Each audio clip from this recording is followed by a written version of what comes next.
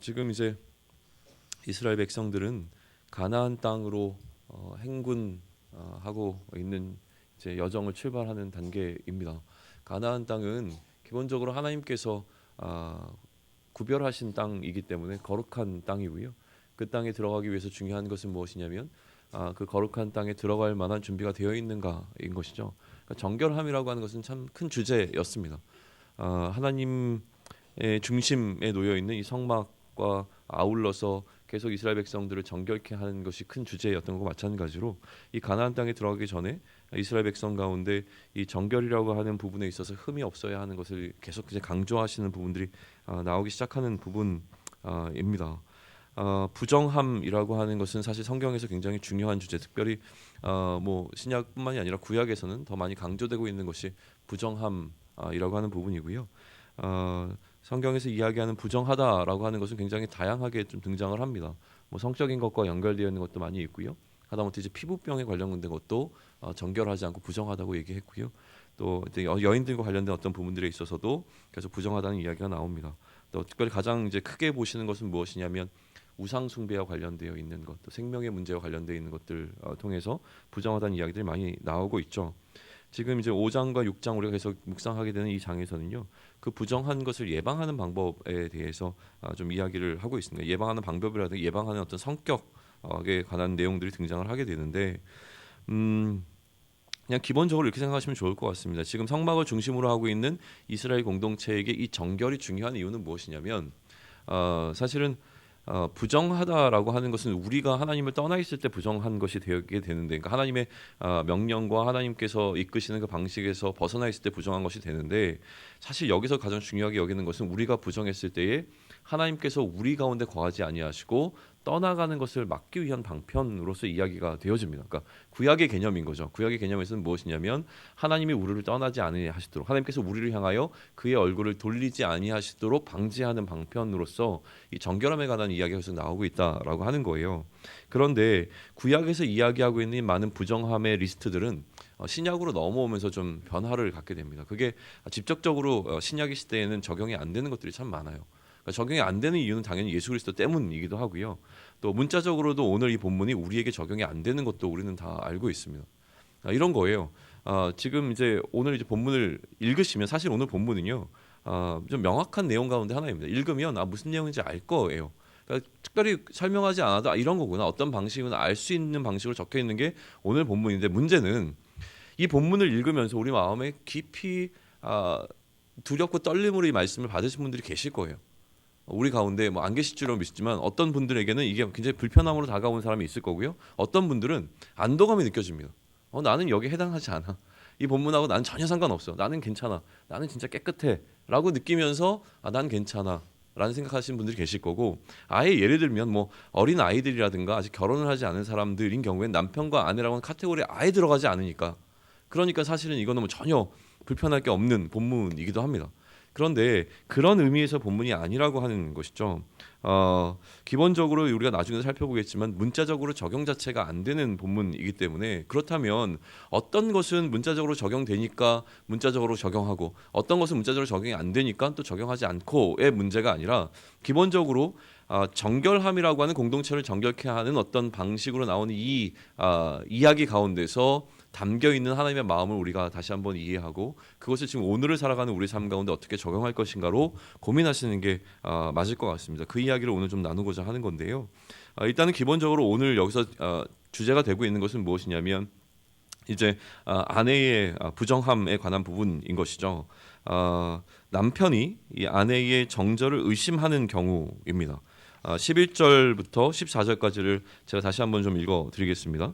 여호와께서 모세에게 말씀하여 이르시되 이스라엘 자손에게 말하여 그들에게 이르라, 만일 어떤 사람의 아내가 탈선하여 남편에게 시내를 저버렸고 한 남자가 그 여자와 동침하였으나 그의 남편의 눈에 숨겨 드러나지 아니하였고 그 여자의 더러워진 일에 증인도 없고 그가 잡히지도 아니하였어도 그 남편이 의심이 생겨 그 아내를 의심하였는데 그의 아내가 더럽혀졌거나, 또는 그 남편이 의심이 생겨 그 아내를 의심하였으나 그 아내가 더럽혀지지 아니하였거든. 핵심은 무엇입니까? 남편 마음입니다. 그죠? 그러니까 남편 마음에 의심이 생겼는데 그 의심이 진짜이던 아니던 이 얘기를 하는 거예요. 일단은 해결해야 될 것은 무엇이냐면 남편 마음에 들어온 이 의심에 대해서 이것이 정당한가 아니면 부당한가를 밝히는 방식에 관한 이야기라고 하는 것이죠. 근데 이러한 것에 대한 의심은 있지만 증인이 없기 때문에 무언가 이거를 해결해야 되는데 그래서 지금은 의심이 있지만 증인이 없는 경우 또 남편이 그 아내를 근거 없이 의심하는 경우를 구별하기 위하여 이게 좀 필요했다라는 이야기를 하고 있는 겁니다. 15절 보시죠. 그의 아내를 데리고 제사장에게로 가서 그를 위하여 보리가루 10분의 1 에바를 헌물로 드리되 그것에 기름도 붓지 말고 유향도 두지 말라. 이는 의심의 소재요 죄악을 기억나게 하는 기억의 소재니라. 사실 이런 기름과 유향을 붓는 것은 이 소재가 갖고 있는 기쁨이라고 하는 또 즐거움이라고 하는 의미들을 좀 빼고 있는 것인데요. 이게 결코 즐거운 일은 아니라고 하는 것을 좀 의미한다라고 해석을 합니다. 어쨌든 지금 중요한 것은 무엇이냐면 의심이 가는 그 아내를 어디로 데리고 가느냐의 문제예요. 어디로 데리고 가느냐인데 제사장 앞으로 데리고 간다고 하는 것이죠. 그러면 기본적으로 제사장 앞으로 데리고 가서 이 문제를 해결하겠다고 하는 것은 무엇이냐면 이 문제의 판단을 누구에게로? 하나님 앞으로 가지고 나간다는 거예요. 그러니까 우리의 문제를 일단 하나님 앞에 가지고 나가서 우리의 생각과 우리의 판단이 아니라 하나님 앞에서 묻겠다라고 하는 것이죠. 이게 가장 이스라엘 공동체에서 기본이 되어지는 것이라고 하는 거예요. 마찬가지로 우리가 나중에 적용하겠지만 우리의 삶의 문제를 어디로 가지고 가야 되겠는가라고 하는 거에 대한 방향성을 좀 나타내주고 있죠. 보리가루로 이제 소재를 드리고 있는데 이 소재를 두 가지로 표현합니다. 하나는 무엇이냐면 의심의 소재이거나 혹은 기억나게 하는 소재라고 이야기하는데 둘 다 가능성이 있기 때문에 그래요. 그러니까 남편이 그냥 의심하는 거든지 아니면 여인이 일단 자신의 죄를 감추고 마치 기억나지 않는 것처럼 얘기하는 것을 기억나게 만드는 소재이든지 둘 중에 하나가 너무나 분명하기 때문에 둘 다를 이야기합니다. 의심의 소재이거나 기억나게 하는 그러니까 죄를 기억나게 하는 소재라고 이야기를 하는 겁니다. 16절 보시죠. 제사장은 그 여인을 가까이 오게 하여 어디 앞에? 여호와 앞에 세우고라고 얘기합니다. 이 판단을 하나님 앞에서 하고자 하는 것이 분명하게 나타나는 것은 이 여호와 앞에서 세운다라고 하는 것에서 더 이제 확연하게 드러나는 것이죠. 그리고 17절과 18절인데요. 토기에 거룩한 물을 담고 성막 바닥에 티끌을 취하여 물에 넣고 여인을 여호와 앞에 세우고 그의 머리를 풀게 하고 기억나게 하는 소재물 곧 의심의 소재물을 그의 두 손에 두고 제사장은 저주가 되게 할 쓴 물을 자기 손에 들고 방식은 무엇이냐면 이 저주가 되게 할 쓴 물을 마시게 하는 거였습니다. 이제 여인이 머리를 푼 것은 이 역시나 뭐 이렇게 슬픔이라고 하는 이 상황 자체가 사실은 이게 편안한 상태는 아니잖아요. 그러니까 그거에 대한 어떤 상징적인 의미들이 계속 반영이 되면서 분위기 자체는 좀 암울합니다. 암울한 가운데 이제 제사장이 저주가 되게 할 쓴물을 여인에게 마시게 하는 것으로 넘어가게 되어지는데 이 19절에 보시면 명확합니다. 여인에게 맹세하게 하여 그에게 이르기를 내가 내 남편을 두고 탈선하여 다른 남자와 동침하여 더럽힌 일이 없으면 저주가 되게 하는 이 쓴 물의 해독을 면하리라. 그러니까 기억나게 하는 이 소재인데 기억나는 죄가 없으면 다시 말해서 남편의 의심이 단지 의심이라면 이 물의 저주가 너에게는 영향을 미치지 않을 것이다 라고 하는 것을 지금 제사장이 이 여인에게 해주고 있는 말해주고 있는 부분인 거입니다. 20절과 21절로 넘어갑니다. 그러나 내가 내 남편을 두고 탈선하여 다른 경우죠. 몸을 더럽혀서 내 남편이 아닌 사람과 동침하였으면 제사장이 그 여인에게 저주의 맹세를 하고 그 여인에게 말할지니라. 이 맹세케 하는 거죠. 여인에게 정말로 네가 그랬는지 안 했는지 맹세해라라고 하는 것이고요. 그 다음에 나온 설명이 여호와께서 내 넓적다리가 마르고 내 배가 부어서 내가 내 백성 중에서 저주거리 맹세거리가 되게 하실지라. 뭐 무서운 이야기가 등장하고 있습니다. 그러니까 만약에 맹세를 하고 나서도 그것이 거짓으로 밝혀지게 되면 지금 이야기하고 있는 저주가 이 여인에게 그대로 적용될 것이다라고 하는 이야기를 하고 있는 것이죠. 저주의 결과는 무엇입니까? 배가 붓고 넓적다리가 마르는 저주였습니다. 그리고 여인은 어떻게 했어야 하냐면 아멘 아멘 하라고 이야기합니다. 그게 22절인데요. 이 저주가 되게 하는 이 물이 내 창자에 들어가서 내 배를 붓게 하고 내 넓적다리를 마르게 하리라 할 것이요. 여인은 어떻게 해요? 아멘 아멘 할지라. 그러니까 여인은 이제 믿습니다. 그렇게 될 것입니다. 라고 하는 이야기를 고백하게 만드는 장면인 것이죠. 그리고 난 다음에 23절과 24절입니다. 제사장이 저주의 말을 두루마리에 써서 그 글자를 그 쓴물에 빨아넣고 지금까지 한 이야기를 두루마리에 다 쓰는 겁니다. 써서 그 두루마리 자체를 아까 준비된 그 물 안에다 넣어서 빨아서 24절인데요. 여인에게 그 저주가 되게 하는 쓴물을 마시게 할지니 그 저주가 되게 하는 물이 그 속에 들어가서 쓰리라. 저주의 물을 만드는 레시피가 마무리가 되고 있습니다. 어떻게 되고 있냐면 토기에다가 거룩한 물을 일단 담고요. 그리고 그 성막에 있었던 그 티끌을 그 물 안에 집어넣고 그다음에 저주의 말을 적었던 두루마리를 그 물에다가 이제 담갔다가 빼는 거죠. 담갔다가 빼는 것으로 이 여인이 마실 물이 만들어집니다.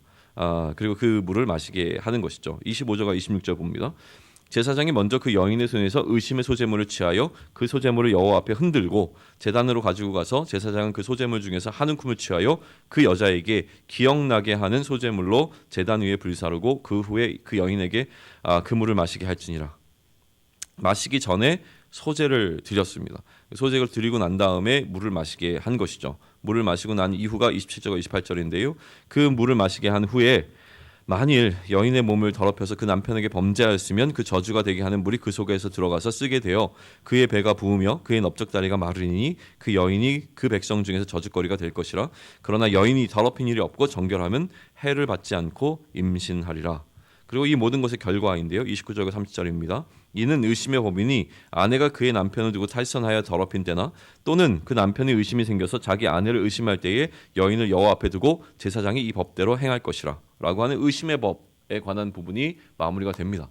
그런데 사실은 좀 이제 마음이 불편한 부분이 등장하는데 그게 뭐냐면 31절입니다. 31절 우리 한 목소리 같이 한번 읽을까요? 같이 읽습니다. 시작. 남편은 무지할 것이요 여인은 죄가 있으면 당하리라. 자, 이게 왜 불편하냐면요. 그리고 난 다음에 우리가 기대하는 내용은 무엇이냐면 이제 무슨 내용이 나올 것 같습니까?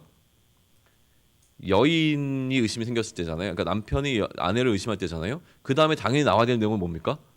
아내가 남편을 의심할 때는 어떻게 해야 되는가 궁금하잖아요. 안 나와요. 이게 이제 불편한 겁니다.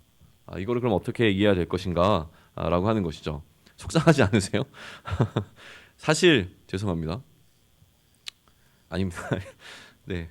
누가 더 많이 의심을 받아야 마땅합니까? 이 시대를 살아가면서 아내가 의심을 더 많이 받아야 마땅하겠습니까? 네, 뭐 더 얘기하지 않겠습니다. 그런데도 나오지 않는 이야기는 무엇이냐면 아까도 얘기했지만 이 본문 자체를 사실은 이렇게 문자적으로 적용하기는 참 어렵다는 거예요. 그럼 이제 남편들이 얘기하는 거봐 남편은 안 나오는데 이렇게 적용해버리면 끝나는 거잖아요. 사실은 그러니까 여인에게만 적용되는 법이지 남편에게는 적용되는 법이 아니야. 라고 하는 것. 또 여기에 있어서 사실 불의하게 의심을 했던 남편에 대해서도 꾸짖어야죠. 이 믿음 없는 왜 아내를 그렇게 의심했어? 라는 이야기 한 번 정도 해줘야 사실 여인의 마음이 속이 시원할 것 같은데 그 얘기가 등장하지 않는다는 거죠. 그러니까 사실은 저는 이제 오늘 이 본문을 어떤 문자적으로 이렇게 바라보기보다는 여기서 조금 더 우리가 큰 의미를 바라봤으면 좋겠는데요. 사실 뭐 나오지만 구약에서 간음이라고 하는 부분은 예수님 시대에 오기 전까지 이 간음이라고 하는 것은 죽음에 이르는 엄격한 범죄였습니다. 그러니까 간음을 한 사람은 사실은 죽일 수 있는 상황이었던 것이죠. 그런데 오늘날 사실은 간음한 사람을 그렇게 죽음으로 몰아가지도 않을 뿐만 아니라 오늘날 이 의심의 법을 그대로 적용할 수도 없습니다. 그런데 하나님께서 이스라엘을 과연 그러면 이렇게 다루시는 이유가 무엇인가라고 하는 거예요. 왜 이렇게 이스라엘 백성들을 엄격하게 다루시고 계시는가라고 하는 것인데 지금 우리 광야의 시기를 걸어가는 이스라엘의 이 여정이 사실은 우리를 향한 어떤 모델이 되어지고 있는 것이 분명하지 않습니까? 우리 또한 가나안이라고 하는 하나님 나라를 향해서 가고 있는 여정 가운데 있고 죄와 사망의 나라부터 건짐을 받았기 때문에 출애굽한 상태 가운데서 지금 우리가 머무르고 있는 세상은 하나님 나라도 아니고 죄와 사망의 나라도 아닌 그 중간 지점. 다시 얘기하면 이제 광야의 시기를 걸어가고 있으니까 광야의 시기를 걸어가는 우리들에게 우리가 마음에 당연히 품어야 되는 이 의심의 법을 어떻게 적용할 것인가라는 문제를 오늘은 다루고 있는 것이죠. 기본적으로 구약에서는 하나님께서는 이스라엘과 자신의 관계를 부부 관계로 묘사하십니다. 가장 선명하게 나오는 그 성경 가운데 하나를 꼽으라면 호세아이겠죠. 그리고 이스라엘이 하나님을 향해서 불의함을 나타낼 때마다 하나님께서는 간음한 여인으로 이스라엘을 이제 이야기하시는 장면이 등장을 하고 있죠.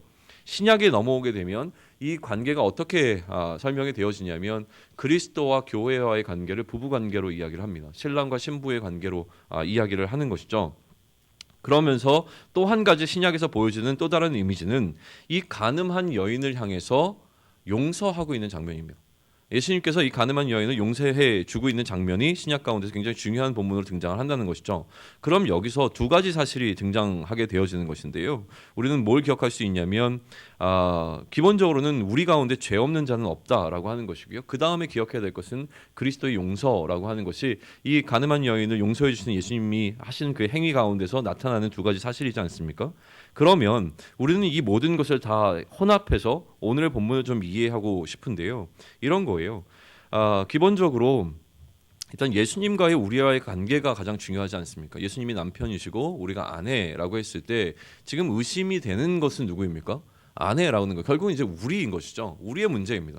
근데 우리에게 있어서 우리가 정말 남편이신 예수님을 배신하지 않은 경우가 있는가라고 하는 것을 한번 돌이켜 볼 수 있는 시간인 거예요. 그러니까 내가 그냥 내가 아내로서 나의 남편을 배신하지 않았다 이 문제가 아니라요.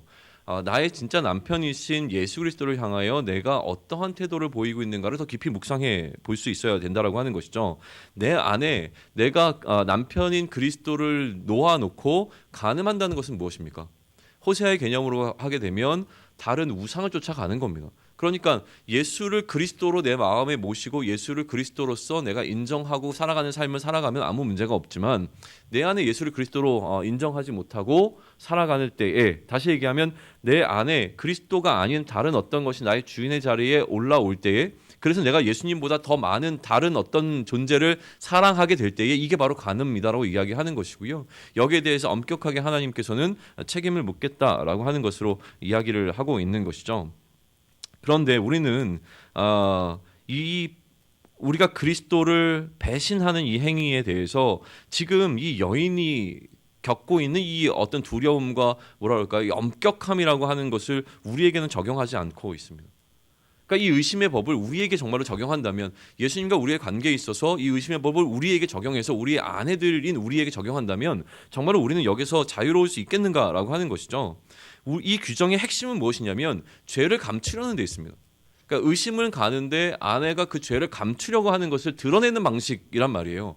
그러니까 죄가 없으면 괜찮습니다. 근데 죄가 있을 때는 이게 드러나게 된다라는 것을 밝혀준다면 정말로 우리는 우리 앞에 놓여있는 의심의 법에 해당하는 이 물을 마실 수 있겠는가라는 거예요. 정말 우리 가운데 그 누가 이 물을 자신 있게 벌컥벌컥 마시면서 이 물을 마셔도 나는 괜찮아, 내 죄는 전혀 드러나지 않을 거야, 아니면 나는 죄가 없으니까 이 물을 마셔도 괜찮을 거야 라는 생각을 하겠느냐라고 하는 것이죠. 얼마나 두렵고 떨리는 순간이겠습니까? 오늘 우리 앞에 놓여있는 물이 있다면 과연 우리 가운데 누가 이 물을 마실 수 있겠느냐는 것이죠. 우리는 늘 배신합니다. 아까 찬양했지만 우리는 주님을 늘 배반합니다. 그 상황 가운데서 우리 앞에 놓여있는 이 물을 누가 마실 수 있겠는가라고 하는 것이죠. 그러니 예수님께서는 뭘 얘기하셨냐면 죄 없는 자가 돌로 치라라고 얘기를 한 겁니다. 사실 아무도 이 물을 마실 수 없는 자라고 하는 것을 인식하는 것이 가장 중요하다는 것이죠. 그러면 이 규정의 핵심은 무엇이냐면, 아까도 얘기했지만 이 문제를 누구 앞으로 끌고 가는 것이냐면 하나님 앞으로 끌고 가는 겁니다. 그러니까 하나님 앞에 우리의 이 죄의 문제를 끄집어냈을 때에 어떻게 판단을 받겠는가가 굉장히 중요합니다. 두렵고 떨림으로 이 물을 마셨는데요. 그런데 아무 일도 일어나지 않아요. 그러면 그때 우리의 마음은 내가 죄가 없구나, 이것 때문에 안도하시겠습니까? 아닐 거라는 거예요. 왜 그렇습니까? 우리는 사람들은 속일 수 있지만요, 하나님은 속일 수 없습니다. 지금 하나님 앞에서 판단받는데요, 내가 하나님 앞에서 사람들은 다 속여냈지만, 그래서 사람들은 나를 향해서 저 정도면 괜찮아라고 얘기하지만 사실은 내 안에 내가 알고 있는 나의 죄성은 어마어마하거든요. 이거를 끄집어서 다 펼쳐놓으면 진짜 부끄러워서 어디 얼굴을 두고 다닐 수 없을 정도로, 진짜 저 이렇게 설교하고 있는 게 너무나 민망할 정도로 제 안에 들어와 있는 죄는 어마어마하죠. 근데 이거를 하나님 앞에서 드러나게 하는 이 물을 마실 때에 마셨는데요, 죄송한데 이렇게 얘기해서 저는 확신하지만 저에게 아무 일도 일어나지 않을 겁니다. 제가 그렇게 죄가 많음에도 불구하고 그 물을 마셨을 때요, 물 좀 마시겠습니다. 아무 일도 일어나지 않을 거예요. 그러니까 오늘 제가 이렇게 살아갑니다. 마치 괜찮은 척하고 오늘도 살아갑니다. 어제 범죄했는데 오늘 물을 마셨는데요, 괜찮으니까 또 살아갑니다. 우리는 그럴 거란 말이죠. 그러면 거기서 우리가 떠올려야 되는 것은 괜찮나 보다, 나에게 죄가 없구나, 이 생각을 하고 가는 게 아니라는 거예요. 반드시 우리의 배가 불러오고 우리의 넓적다리가 말라야 되는데도 불구하고 아무 일이 일어나지 않는 이유는 무엇입니까? 용서받았기 때문입니다. 그게 우리가 용서받았다는 것을 계속 얘기해주는, 상기시켜주는 일이라고 하는 거예요. 그리스도의 십자가 아니면 이러한 놀라운 기적이 나에게 일어날 수 없는 겁니다. 그러니 오늘의 키워드는 거룩인데요, 이 거룩을 생각할 때마다 우리가 기억해야 되는 것은 거룩하지 못한 나입니다.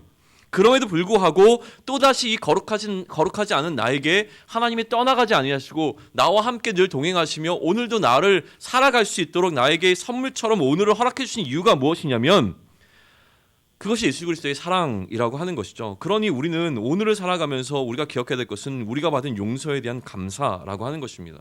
그리고 우리가 받은 그 은혜가 우리에게 감사함으로 다시 나타나 이 감사가 오늘을 살아낼 수 있게끔 해야 합니다. 이 은혜에 대한 감사가 오늘 우리의 삶을 이끌어갈 수 있도록 우리의 삶을 내어드리는 것, 이게 정말로 중요한 부분이라고 하는 것이죠.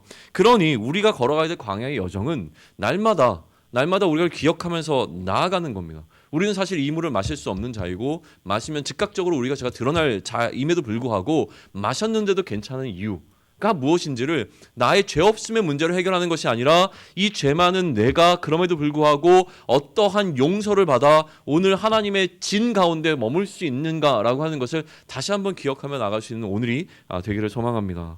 기도하겠습니다. 하나님, 날마다 매 순간마다 어떻게 하면 예수님을 배반하고 배신할 수 있을까?